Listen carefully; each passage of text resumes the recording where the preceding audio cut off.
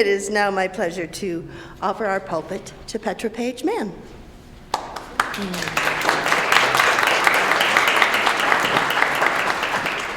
Thank you, Michelle, and thank you all, and happy spring, dare I say. Can you all hear me? Oh, thank you. And was it just winter? I mean, did any of you see snowflakes this morning? Can we all be in our bodies for a moment and feel what it was like to be that seed in the winter? When it was cold and our bodies were more contained and perhaps closed and still, and feeling the earth all around us, but feeling that quietness, perhaps, so deeply. And let's now imagine spring, as spring comes, as the earth begins to thaw and our seed coats, so hard and protective, begin to soften. And what does that feel like in our bodies as we soften? Can you move your shoulders a little bit? And perhaps your neck a little bit too. And can you feel as you begin to loosen your seed coat? Fun facts, seeds, all seeds from the tiniest snapdragons to the biggest coconuts, they send out their roots first. So let's feel our roots, thank you. Let's feel our roots growing from our feet. Let's feel the gravity of the earth holding us always. Thank you, Earth. And as we feel held by the earth beneath our feet, by our roots connecting with mycelium and so many other beings, we have the courage now to send our shoots upward. So let's, if you feel so moved, move those shoots of your arms to the sky and toward the east, welcoming the sun, and to the west, acknowledging that change is welcome also. And thank you for being part of the spring happening in the world, including the spring happening in my soul today. I would love to now invite us all to sing a song together. And I'll sing a line, and please sing it back to me. And I'd also love to name that not everyone loves to sing, and maybe you're like me and you've had someone at some point in your life say, "You don't have the best voice. Could you pipe down?" And I would love to invite whoever told you that to bring their fullness and their wholeness here with us today and feel that they can feel loved and welcome here in their voice. And I'd love to invite all the parts of you who are here today to also bring that voice as well, knowing that we all need each other as seeds in a garden, as seeds in a tower garden. So thank you for bringing your voice as you feel so able, knowing that your silence, your witness, and enjoying the music around you is also active participation. And I honor this as well. So I'll sing a line, and thanks for singing it back to me. Be open for something wonderful to happen. Be open for something wonderful to happen. Be open to the possibility. Be open to the possibility. Be open for something wonderful to happen. Be open for something wonderful to happen. Be open to the possibility. Be open to the possibility. Aye, aye, aye. Aye, aye, aye, Aye, aye, aye. aye,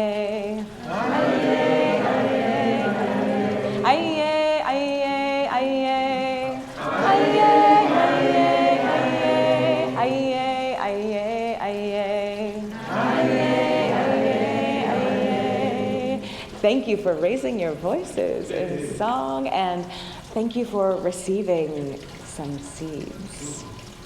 And here, Michelle, could I ask you to pick up the bowl and the empty seed packets? And we'll start on one side of the room, a bowl of seeds we will pass around. On the other side of the room, empty packets we will pass around. And as you see these seeds, Oh, let's have a little practical logistical moment. Please start over here. And I don't know your names. In the pink jacket, what is your name? Gail.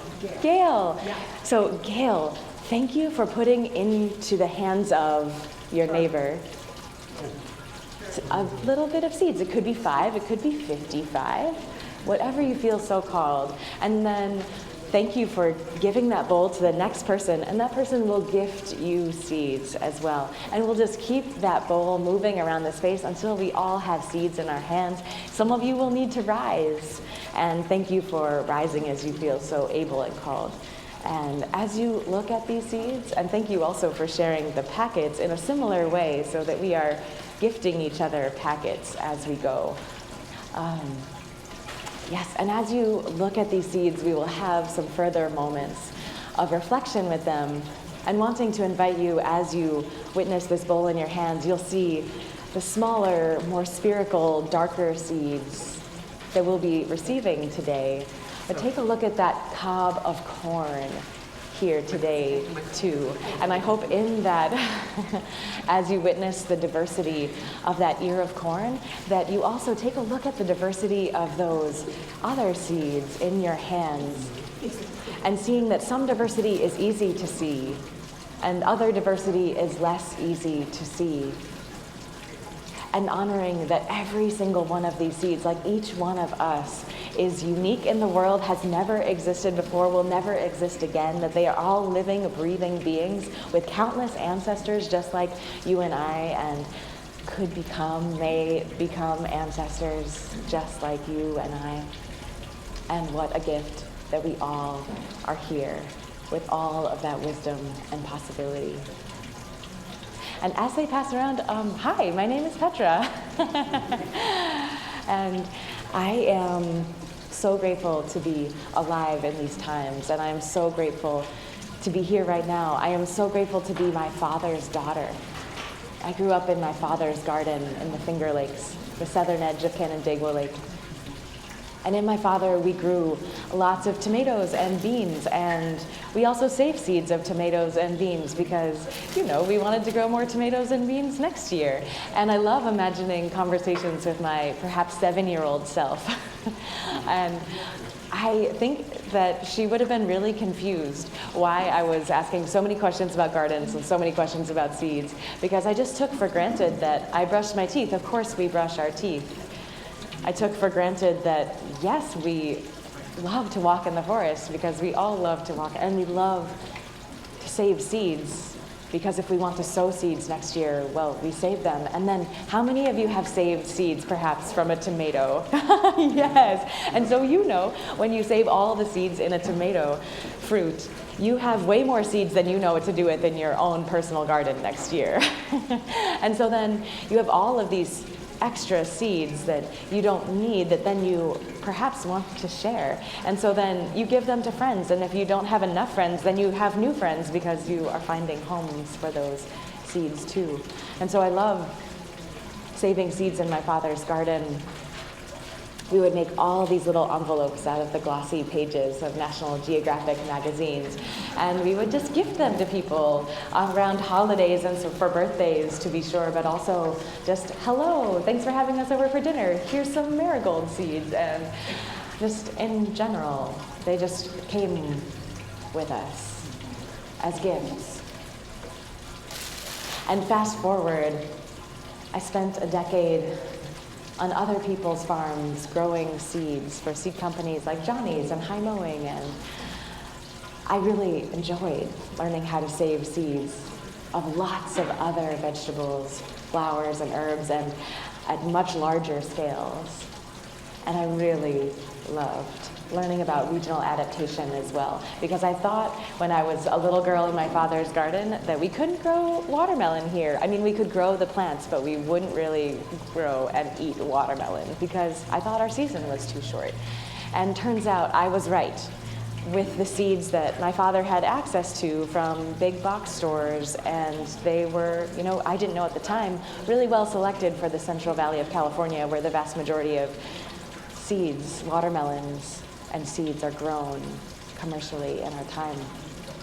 But turns out there's other seeds adapted for other places. So cream of Saskatchewan and all kinds of other watermelons with different kinds of seeds, we have a really different experience. And so fast forward, I am really committed to other little people of all ages being able to grow watermelons and whatever else they might like to grow. And so fast forward 13 years ago, my partner Matthew and I co-founded Fruition Seeds, where we grow regionally adapted vegetables, flowers, and herbs. Growing, yes, the watermelons, but really growing them for the seeds, to share the seeds with everyone that we know. And also, then there just happens to be lots of watermelons involved. So any of you been to our watermelon party at the end of August? Well, this is your cordial invitation. Every year at the end of August, we have a huge party and we grow hundreds of cantaloupes and hundreds of melons, watermelons, and we just eat melon all day and save seeds all day too.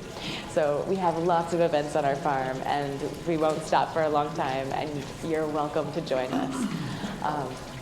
But fast forward, when I started growing and then selling seeds, I started to sell them 13 years ago because I didn't want to get another job.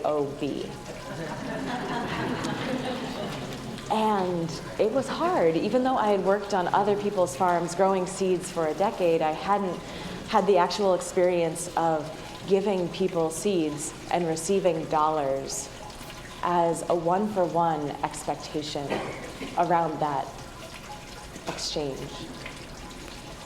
And it was initially a very large crisis, to be honest with you, because I'd gifted hundreds and hundreds of seed packets across my childhood, and just understood that in the same way that, can you imagine if your mother had charged you for her breast milk? And can you imagine if this beautiful sanctuary was charging you for every breath of air that you were taking? Can you imagine if you bought water, if someone tried to sell you water?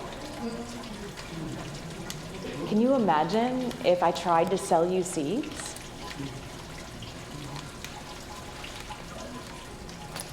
And I did, because I wanted to survive. And maybe you also have made choices that were hard and didn't feel right, but you didn't know how to otherwise survive. And then it became a game. I love paradox. Would love to name that I grew up Unitarian Universalist, tears in my eyes. I will always be so thankful. And so I grew up honoring paradox at really profound levels. And so I came to really appreciate the paradox of, I value myself, I value these seeds perhaps even more. And if the locus of value and power in our time is the dollar, you will value me and you will value these seeds by exchanging dollars. And also we can do other culture work alongside. And so I genuinely was energized by the paradox of being a bridge people in this bridge time. Until a few years ago when I realized that I was burned out. And something happens, you know, how many of you have been burned out, right? And one of my understandings of burnout is that you just need to step back from all of the pressure, all the responsibility, and nourish your nervous system, and that at a certain point you'll be able to step back in and you'll be able to do approximately what you were doing before, and you'll have the capacity. And so Matthew and I went on a sabbatical.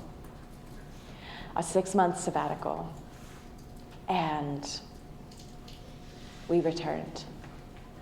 And this is such an abbreviated, short story. There's so much more nuance, you know this. But we returned, and we realized slowly and quickly all at once that we weren't burned out. We were heartbroken. And that we couldn't step back into what we had been doing. And it took us a year and a half to have the courage and find the ways. We still don't pretend to have a way, but to find the courage and the trust in our community, in you all, in ourselves, in the seeds, that we could do something really differently. And so last year we chose to stop selling seeds, to stop pretending that we could, that you could buy them. And instead, we are committing ourselves to gifting seeds. So instead of growing, selling, shipping seeds, we are growing and gifting them. I'm so honored to gift you these seeds today. By the way, are those seeds and packets still finding their ways around? They didn't get over here. They're still moving. Wonderful. Thank you for continuing to move, and no rush. There is plenty of time and seeds for us all.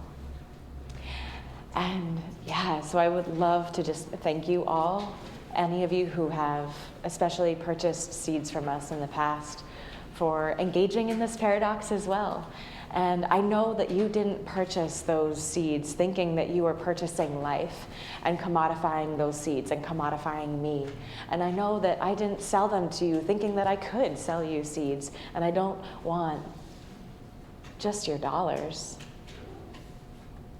In this time of transition, it's very tender because our seeds used to be very convenient. You used to be able to go on our website and just put them in a shopping cart, if you will, and you could click buttons and they would magically arrive on your doorstep. And I grieve that that convenience and access is no longer possible.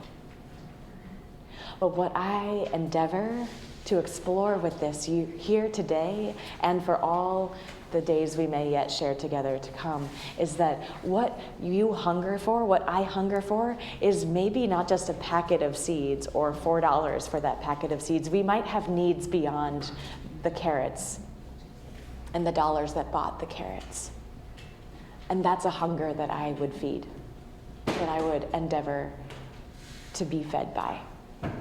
And so in this, I am just inviting you into receiving these seeds as gifts. They're not mine for me to give. They're not yours for you to receive. They are ours to share, for us all to share.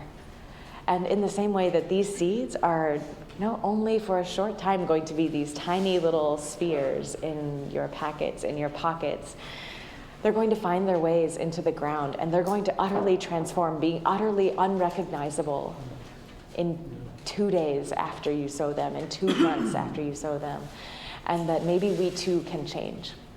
And maybe we also can't have an imagination fully for what we may yet become. But if we can learn to trust together that we can soften our seed coats, try on different kinds of living and trusting and loving, that maybe there's a more delicious possible world for us all. And yeah, we're still moving around, yes. Wonderful. So I will just, would love to invite you again in another way to our farm. Have any of you been to our farm before?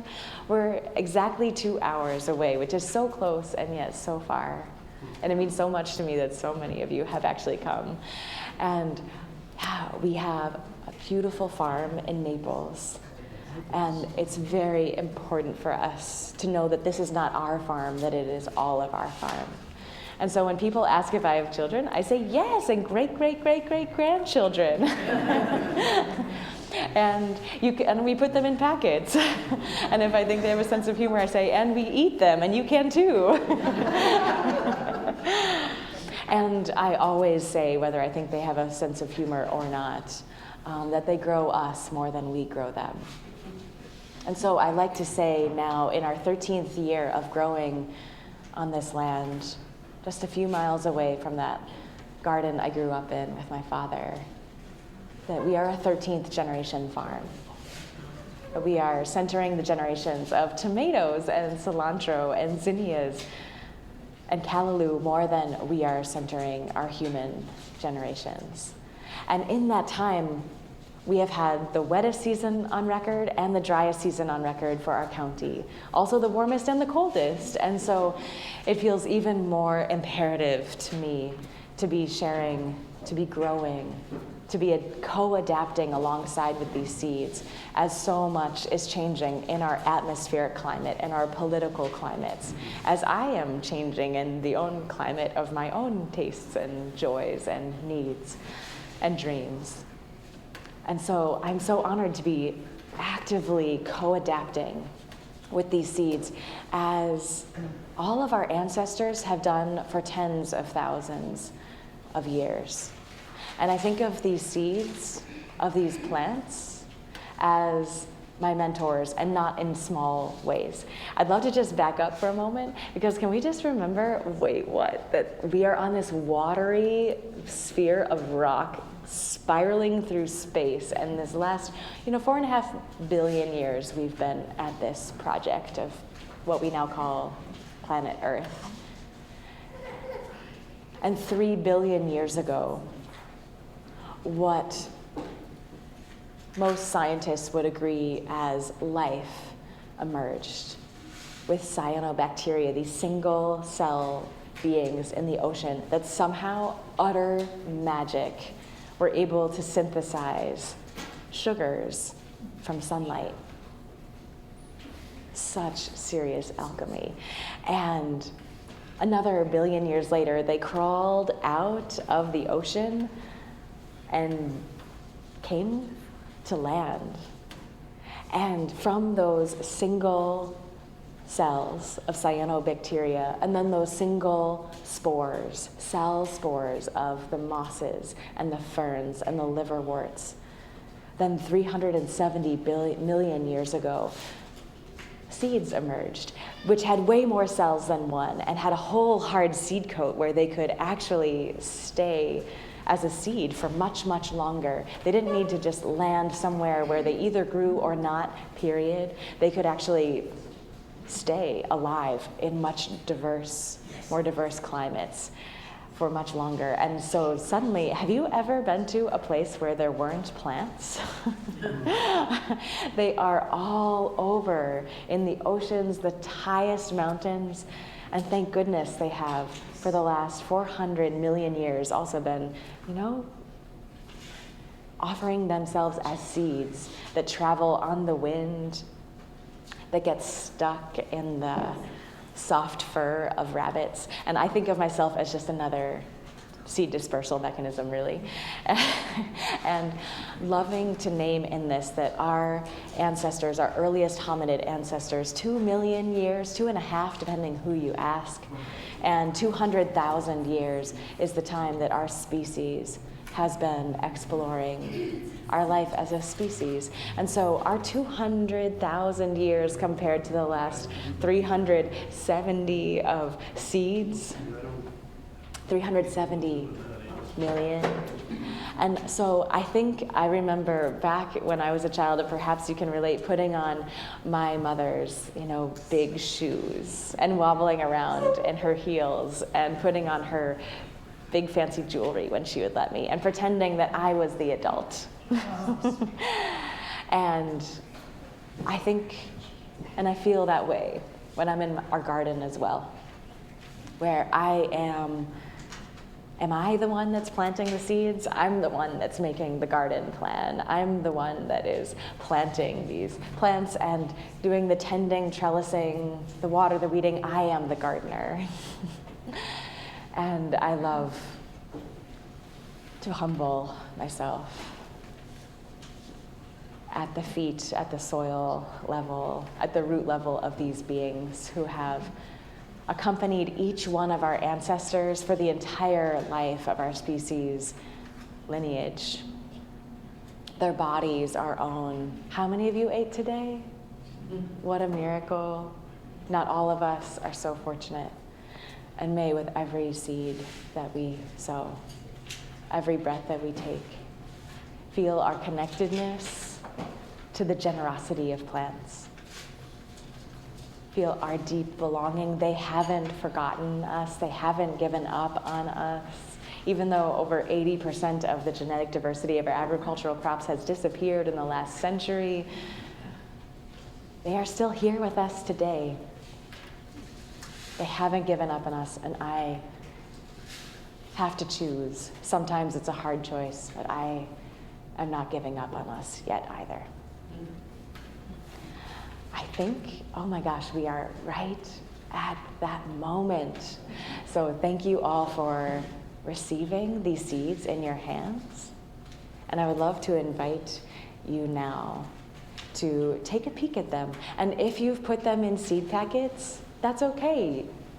Take them out of the seed packet. You can open up and they can grow. And then that packet will close again. So thank you if you have put them in the packet, putting a few back in your hand once more. And together, let's take a look at those seeds. But first, can we step back? How many of you have experienced tiny little babies in your life? And maybe new members of your family, maybe your own children. And let's remember back to welcoming our newest members of our families in their young life. And can you remember with me? Maybe you're like me and just drink in every exquisite detail of their bodies, the curve of their eyelashes and the tininess of their fingernails, the softness of their skin. And so with that same adoration and love and awe and wonder, I would love to invite you to look at these seeds in your hands and get to know every little detail. They might look a similar color at first, but take a look at how many colors brown they are. I remember once my 6-year-old niece, Charlie, asked me what my favorite color was, and I said brown, and she definitely looked at me like I had 3 heads, and I was like, no, really. And for the next 3 days, we were on the coast of Connecticut. And the next 3 days, we just wandered around the coast and the forest and the marshes, looking at all the colors brown. And by the end of the weekend, she agreed brown is a really lovely color, and not just one.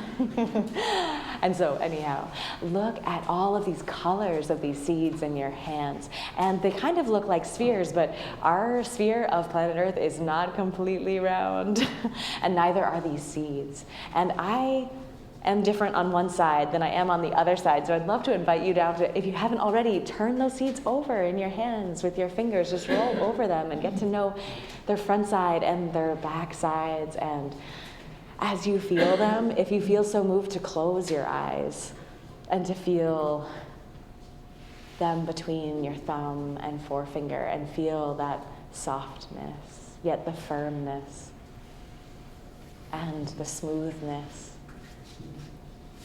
And can you imagine the love that you have for those youngest babes in your life? And as you watch them grow, imagine that love of our grandparents and our grandparents' grandparents, all amplified through the generations. And imagine that love amplified the last 50 generations.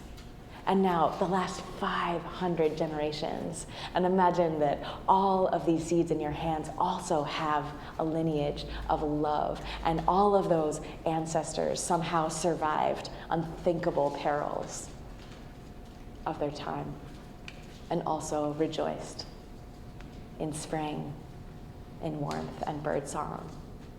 And feel in your hands, they're so light, but the weight of all of that past, so present, that is everything yet to come. And thank you for meeting the next member of your family. And now, if you would love to put them in your packet, please do. And as you tuck them in that packet, feel free to turn that packet around and to the front side and take a peek, because I don't know, but diversity is really important. It's kind of the foundation of resilience. And take a look at that photo on the front.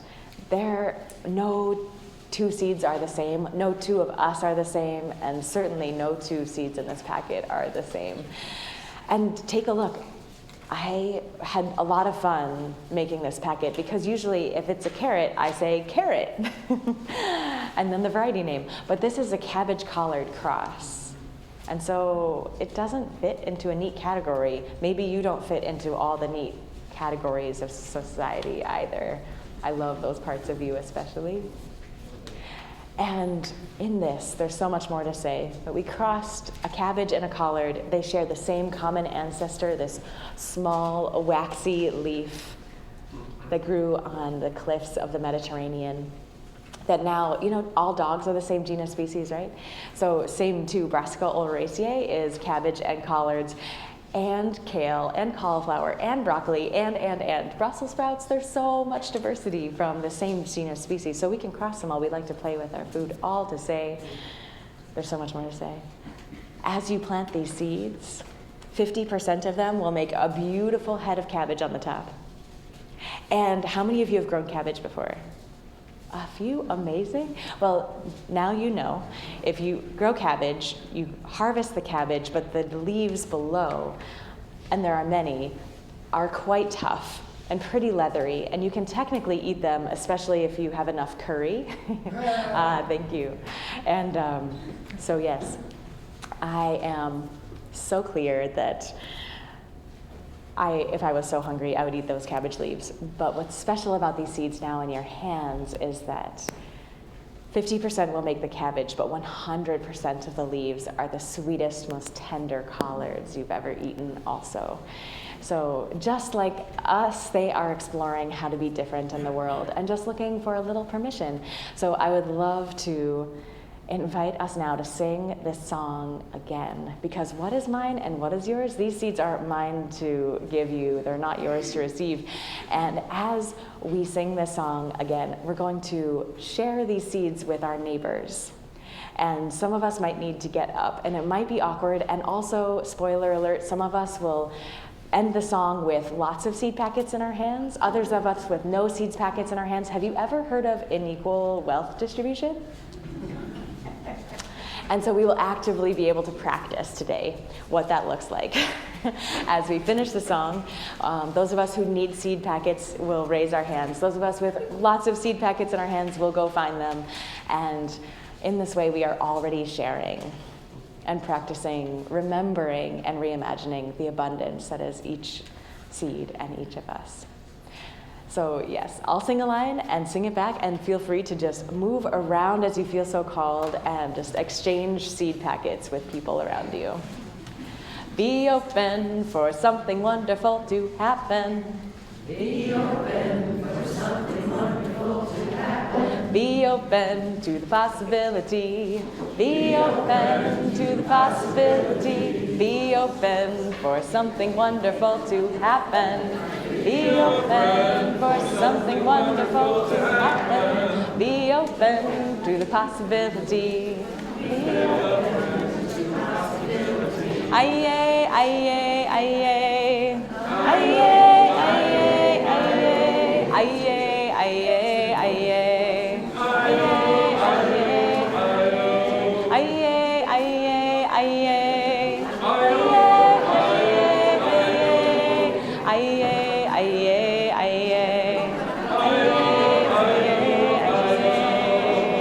Thank you, friends.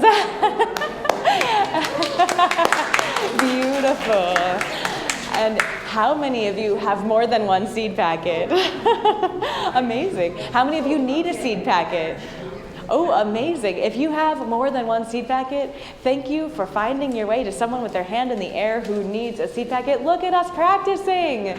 We have so much to share. I hope as many of you who are able to stay and join us for our seed gifting gathering this afternoon from 1 to 3, we'll be diving so much deeper into all of these facets and receiving over 300 varieties of vegetables, herbs, and flowers from our farm.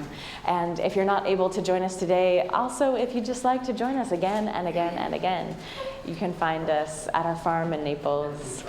And I'll leave a little sheet of paper in the back if you'd love to receive our email invitations to feel and breathe and sow and also be in deeper community with us. So thank you again to Michelle and you all for welcoming me today.